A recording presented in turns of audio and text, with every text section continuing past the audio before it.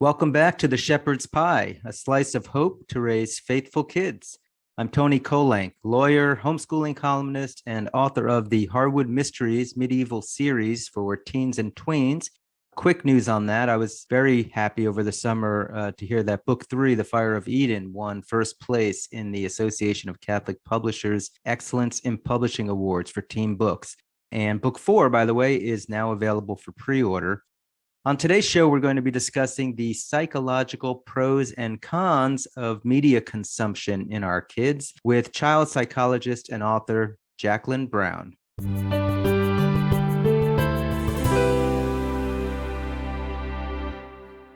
Today, my guest is Jacqueline Brown. Jacqueline is a clinical psychologist turned fiction author and is now the author of 8 novels and counting in at least 3 different series that we'll be hearing about. As a psychologist, she worked with women and girls that experienced trauma and entanglement with the criminal justice system. She lives now in Florida with her husband and their children and a sweet rescue lab. And she's also a member of our Jacksonville chapter of the Catholic Writers Guild, has spoken to our authors there. Jacqueline, welcome to the Shepherd's Pie. Thank you. I'm so happy to be here. So I think that's great. Child psychologist turned fiction author. So maybe let's talk a little bit about your child psychology background. How did you get into child psychology and what kind of practice did you have? So I got into psychology just because I found it really fascinating. And so I kept in undergrad, I took the psychology classes. Abnormal psychology was by far my favorite class. And I just kept going. So you can't do a ton with an undergraduate degree in psychology. And so I got my master's. And then by that point, I realized I really wanted to continue on. I wanted to be in clinical practice. And so from there, I went from UNF, University of North Florida, which is where I was, to the University of Southern Mississippi and got my PhD in clinical psychology. I specialized in children. And then after 5 years, because it takes 5 years, my husband and I moved back to the Jacksonville area. From there, I worked in a private practice, and then I ran a small diagnostic clinic for the University of Florida here in Jacksonville. And then after that, I started working for a nonprofit that specialized in helping women and girls that were in the juvenile justice system or at risk of entering the juvenile justice system or already in the criminal justice system. Wow. So how did you go from doing that kind of a practice to wanting to write fiction? So all I can say is it's really the Holy Spirit, because I had never written a book. I was not interested in writing. I always think it's so interesting when I hear people that say, I knew I wanted to be a writer from the time I was 5 years old, and I just wrote and wrote and wrote and read and read and read. I'm very happy to say that if that is not you, that does not mean that you cannot be a writer, because that was definitely not me. I love reading, but really I spent most of my childhood watching TV. So it was later in life, I guess when I was 30, I wrote my first novel. And that was the first time that I ever even thought about it. That was not the novels that I have published. It was not very good. I gave it to probably my 5 or so best friends, and none of them read it. My husband read it and just said it was pretty depressing. So it just is sitting on a shelf somewhere and will remain there. But it was a wonderful exercise to learn how to write. It was very, very valuable. I took it all the way through the editing process, and I still have the same editor today. She's been with me technically for 9 novels and a short story, although only 8 of those are published. When I wrote that first book, it was bad. And after that, we adopted our sons. And so I became even busier.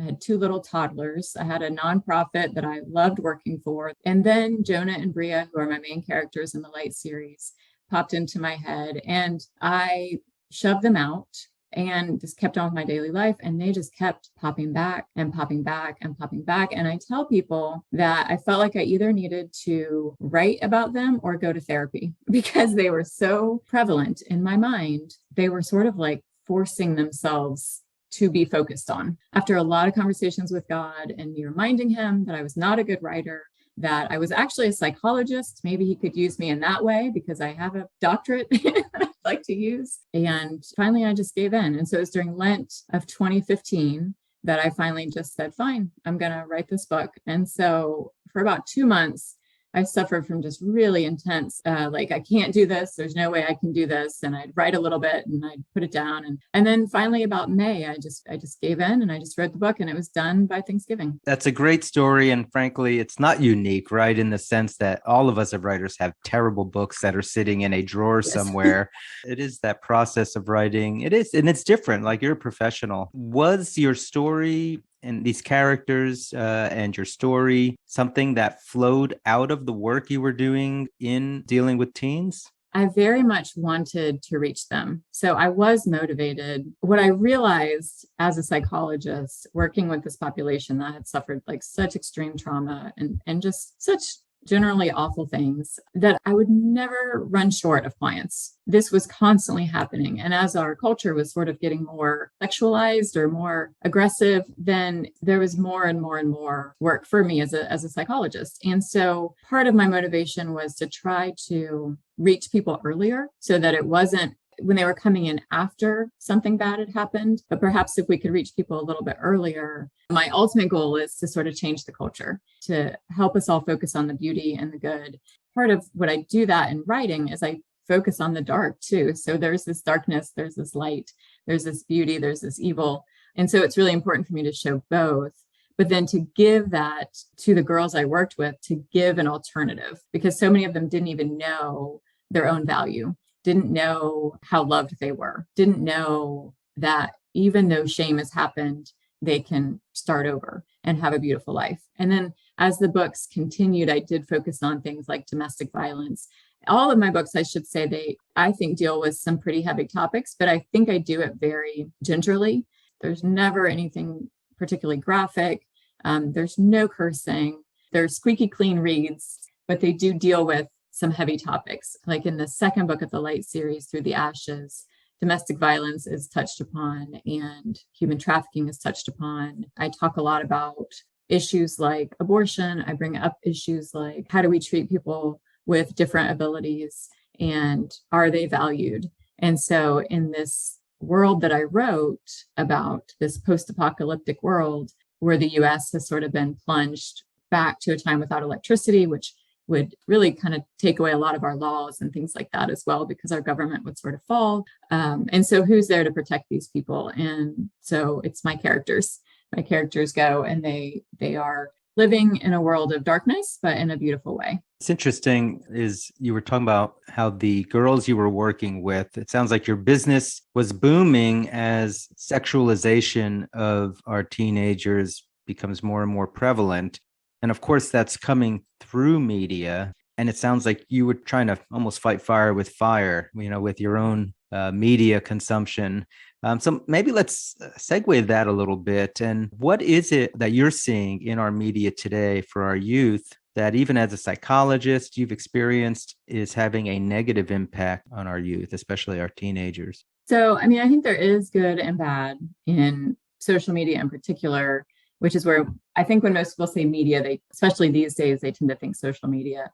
And so, I think it's difficult because even for an adult woman, I can look at Instagram or Facebook or whatever and be like, man, I wish I looked like that. Or man, I wish my life was like that. Or man, I wish this, that, or the other thing. And the truth of that is that's all lies. It's all lies. There are beautiful people on there who are good and kind and also gorgeous, but there's also a lot of people that it's a business.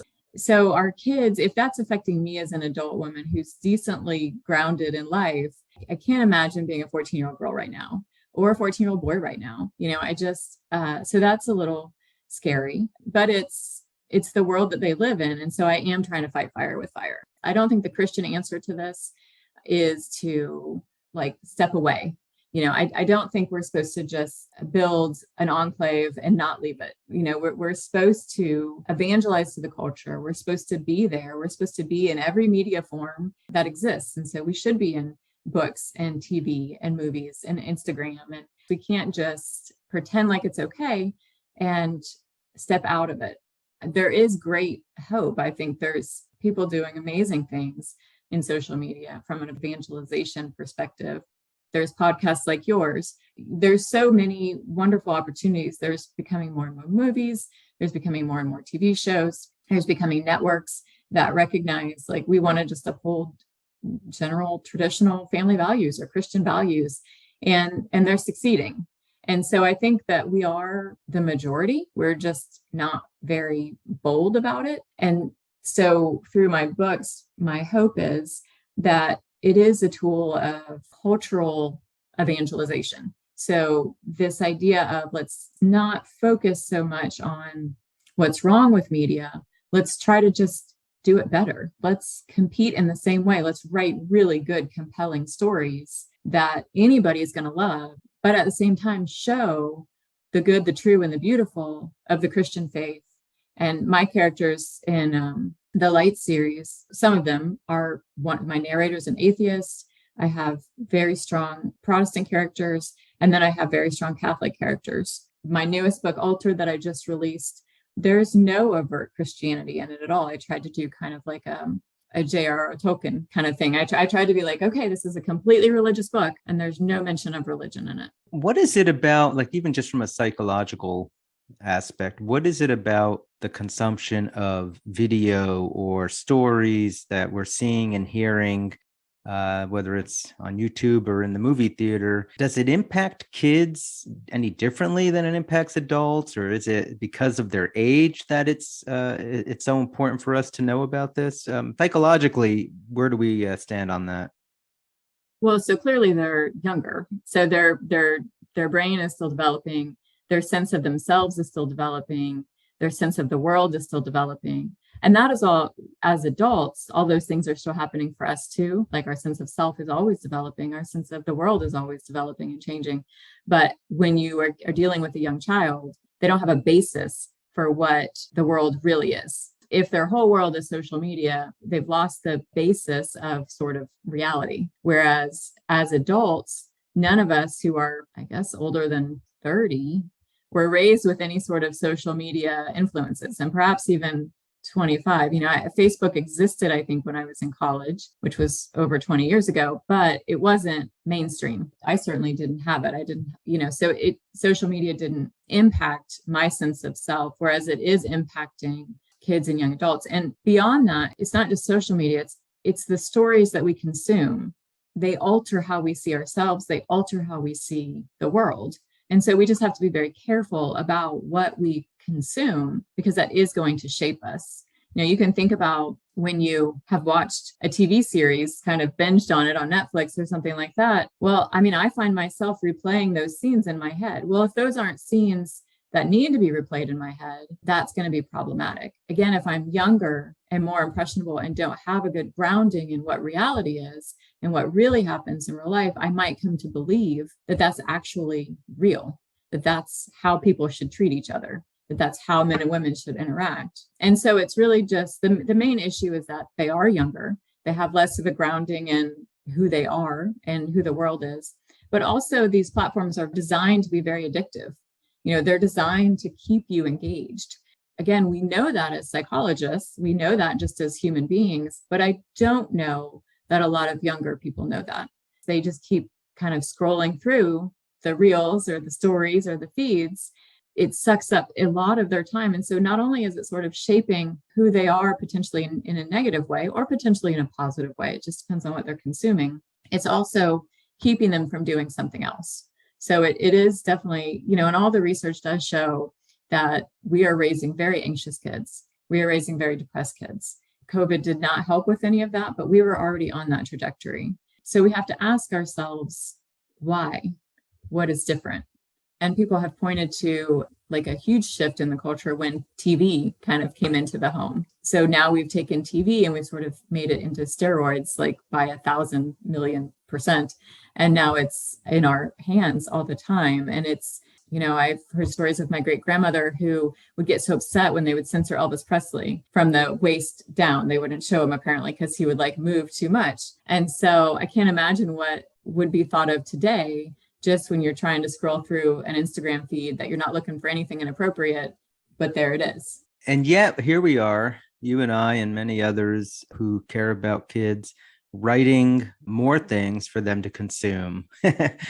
So maybe what is some of the positive things? Like, why should we engage in media, whether it's writing fiction or putting out our own reels? I know that's one thing that I'm having to get into, or even I'm considering like, hey, do I move on to TikTok as a platform and make more videos to try to reach, a younger audience? Are we just buying into a bad thing, or what are some of the positives? So I think it's a great thing. I mean, I think this is the world we live in. So we can't really pretend like it doesn't exist. We can't pretend like we live in a world without social media. As an author, absolutely, I've had to get on, Instagram and Facebook, and I tried a lot of other platforms and then decided, it's just not a natural fit for me. So I'm going to just stick to these two. And, and it's a wonderful opportunity for us to meet like-minded people. One of my best friends came from a social media post. It took years to develop that friendship, but that's where it started. So it's a beautiful opportunity. And again, it's about us not hiding.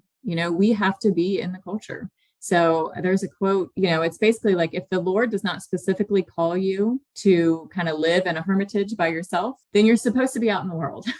Like, if he is not specifically calling you to live off the grid by yourself, far away from everybody else, or potentially in a monastery or a convent, then you're supposed to be in the world. And that means you have to be an influence in the world, and you have to be present in the world, but you have to choose what you consume. And for those of us who are creating things to consume, we have to make that choice of what we're going to create. So you are now on your third series. You mentioned your Light series, which I know is your first. What about these other two series? And now you've just got this brand new series you started with Altered. What's the premise of those series, and how does that advance some of the values you're talking about? So the first series, like you said, is the Light series. It's an immediate post-apocalyptic world. So basically, EMPs, electromagnetic pulses, have hit the United States. We've been kind of thrown back 150 years. So that is that series. It's 5 books and a short story, and it is sort of my flagship series. It's what I get the most praise for, the most attention for. People really, really love it. The next series I wrote is Awakening. And I've only got 2 books in that series so far. I do plan to write a third, but right now there's only 2. And that series really focused on spiritual warfare. And that came about because a friend of mine who is not a believer in any way said something. I was reading a book that had to do with exorcisms, I think. And I said something like, oh my gosh, like, people have actually levitated before during exorcisms. And she just remarked and said to me, gosh, if I actually saw something like that, I would have to rethink my entire worldview. And so I felt like that was a really interesting point, that if we saw evil more prevalently, more obviously, we might have to rethink things, those who are not believers. The Awakening series really deals with spiritual warfare, the good and the bad. I also show some beautiful things about the holy souls in purgatory and things like that, which is a Catholic belief, and some Protestants as well. And so that is focused on that. Again, it's present day, and it has all the phones and TVs and electricity that we all enjoy. And then the third series that I just started, I just released Altered, and that is a true dystopian novel. So it's in the future, and we as a society have sort of gone off track. And so we have created, it has to do a lot with genetic alterations.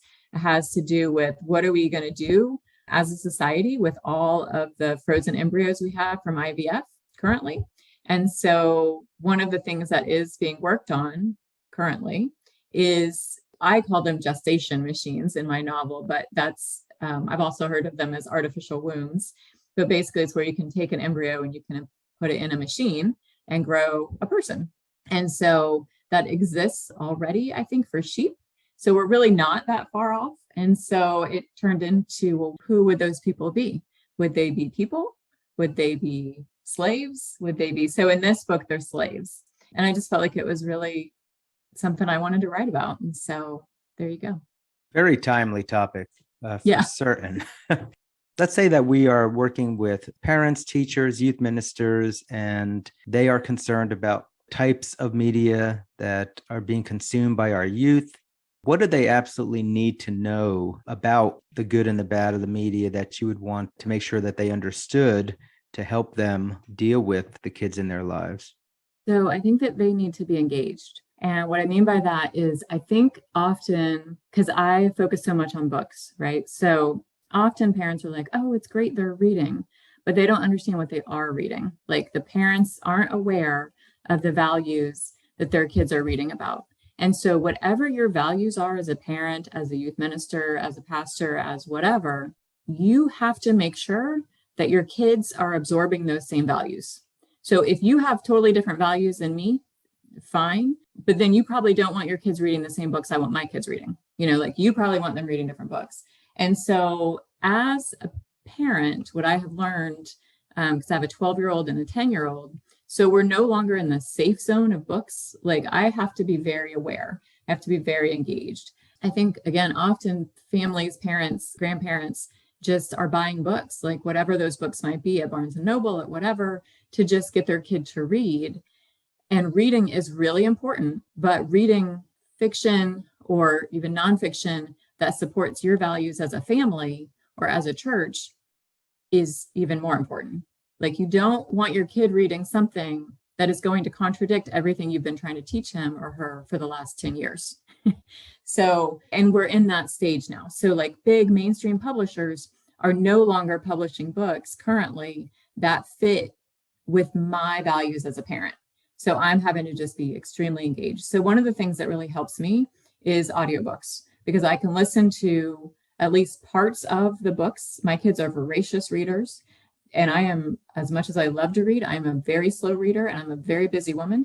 So I do not get the luxury that they have of just sitting and reading for hours. I listen to audiobooks with them. And I also look at different lists to make sure like, okay, this book is on this list. I think we do make a mistake though, if we only stick with the classics.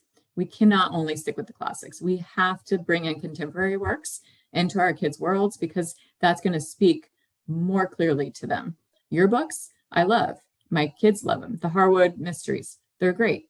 And they're appropriate for my kids. They were appropriate. I give them away for birthday presents. They were appropriate at a younger age as well. And they still, I'll watch my 12-year-old who's already read them like 10 times each, just sitting on his bed rereading them.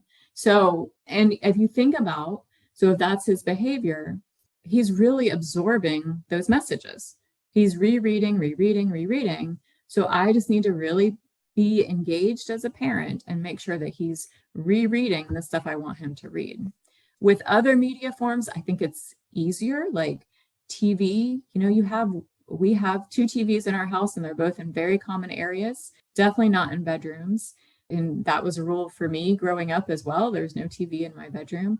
With electronic devices, that is a lot more difficult. And again, those need to stay in common areas. We need to supervise them. We need to put firewalls up. We need to put constraints on all the devices so that, and as parents, we can monitor all of that. So at least I feel like one really super positive thing is being a parent of young kids now versus if I was the same parent 10 years ago, I would have been caught way more off guard. Like, I feel like now, at least as parents, we recognize, wait, all of this is not okay.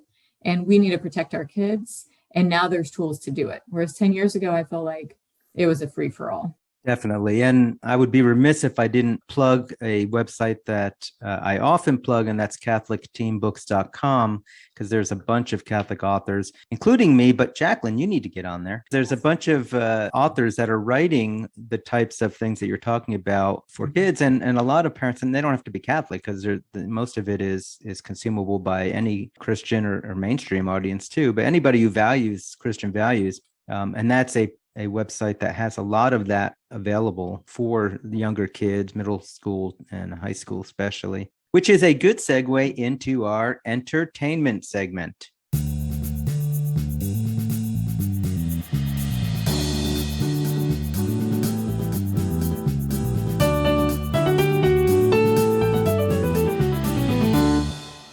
All right, on our entertainment segment, I often will ask my guests if they have a favorite book or author, or any book or author that they would recommend for younger kids, teens. Jacqueline, any suggestions from you?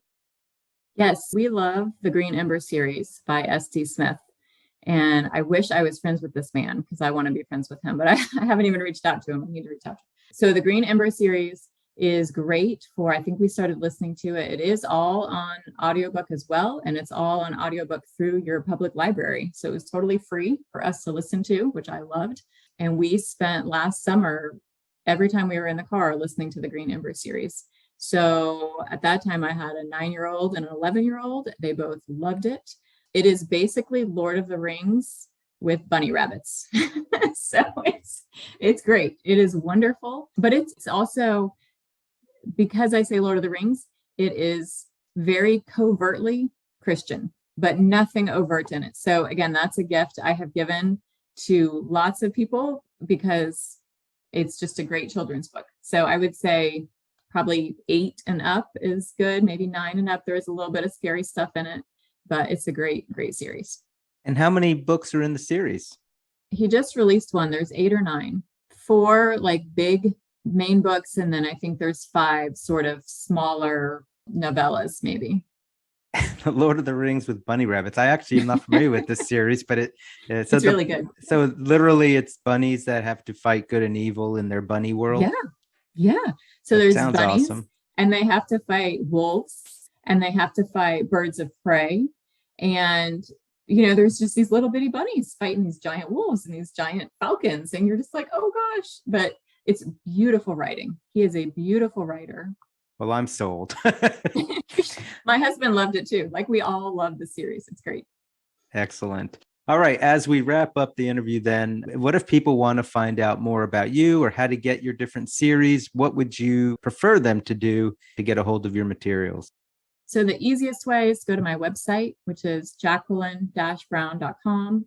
And it's JACQUELINE-Brown.com. I am also on Amazon. Lots of Catholic bookstores carry my books, Christian bookstores as well. So again, if you look on Amazon, you could just look up Jacqueline Brown, the Light series, or Awakening, or Altered. Wonderful. All right. We've been speaking with Jacqueline Brown about youth media consumption and about her various series. Again, this is Antony Barone Kolenc. If you have a question for me or a topic you'd like me to cover on the show, please drop me a line on my website at antonykolenc.com. Until next time, may God bless you and your families as we work together to raise faithful kids.